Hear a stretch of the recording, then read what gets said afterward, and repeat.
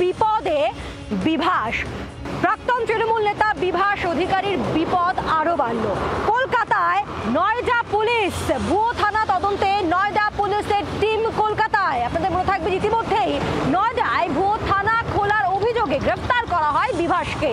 আর এবার কলকাতার বেলেঘাটাতে দুটি চোরা ফ্ল্যাট ভাড়া নিয়ে সেখানে চলছিল এই জালিয়াতির জাল, এমনটাই সন্দেহ তদন্তকারীদের। প্রাক্তন তৃণমূল নেতা বিভাস অধিকারীর বিরুদ্ধে প্রতারণা মামলার তদন্তে কলকাতায় নয়ডা পুলিশ।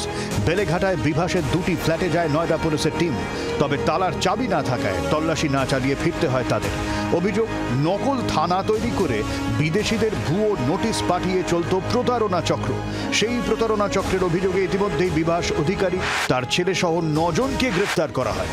বিভাস অধিকারী তদন্তে মামলায় 2 জন অফিসার নয়ডা থেকে এসে পৌঁছেছেন। এই মুহূর্তে দাঁড়িয়ে তারা এসছেন এবং বিভাস অধিকারীর কলকাতাতেও পুলিশ লেখা এই যে 2 জন অফিসার তারা যাচ্ছেন।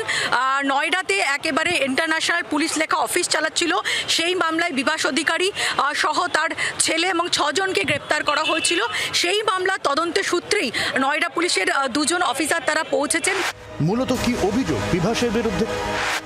ইন্টারন্যাশনাল পুলিশ এবং ক্রাইম ইনভেস্টিগেশন ব্যুরোর নামে ভুয়ো নোটিশ পাঠানো হতো প্রথমে। এরপর মামলার ভয় দেখিয়ে দেশি বিদেশিদের কাছ থেকে টাকা দিতে চাপ দিত বিভাসের দলবল। কানাডার এক বাসিন্দা পুলিশে অভিযোগ দায়ের করেন, চলতি বছরে আরও একটি ভুয়ো নোটিশ ইস্যু করা হয়। সেই নোটিশে বলা হয়, এফআইআর এ নাম থাকা প্রবাসী এক ভারতীয়কে সাহায্য করেছেন কানাডার ওই বাসিন্দা। হাজিরা না দিলে গ্রেপ্তার করা হবে, এমনকি পাসপোর্টও বাজেয়াপ্ত করা হবে। মামলার ভয় দেখিয়ে 18 লক্ষ টাকা হাতানো হয়। ইন্দোনেশিয়ার অ্যাকাউন্টে সেই টাকা জমা করা হয়।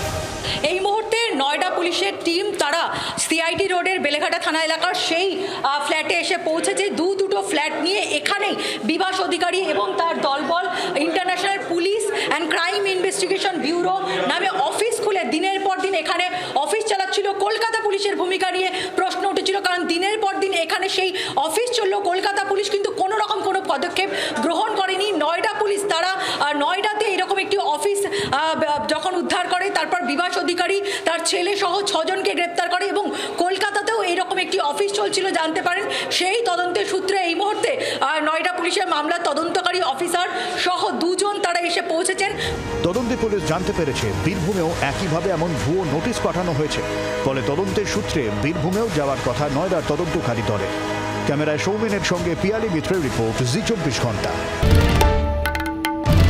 বাংলার আওয়াজ, বাঙালির আবেগ, জি 24 ঘন্টা।